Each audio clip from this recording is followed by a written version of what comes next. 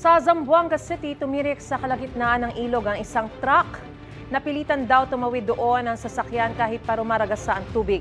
Ayon sa mga sakay ng truck, wala silang ibang madaanan dahil hindi pa naaayos sa nasirang tulay sa lugar. Maya-maya tuluyang tumagilid ang truck. Mabuti na lang at nakatalon ang mga sakay nito. Pero tinangay ng tubig ang mahigit 100,000 halaga ng gulay at prutas na karga ng truck na ide-deliver sana. Rumagasa ang tubig sa ilog kasunod ng pag-ulan na dulot ng Intertropical Convergence Zone. Buhay ang naging kapalit ng subukang sagipin ng isang lalaki ang kanilang alagang kabayo sa baha sa Davao City.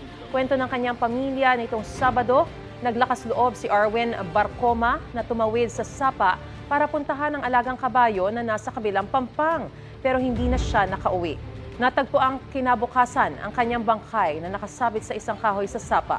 Hinala ng pamilya na lunod ang lalaki habang tumatawid sa sapa. Gusto mo bang mauna sa mga balita? Mag-subscribe na sa GMA Integrated News sa YouTube at tumutok sa unang balita.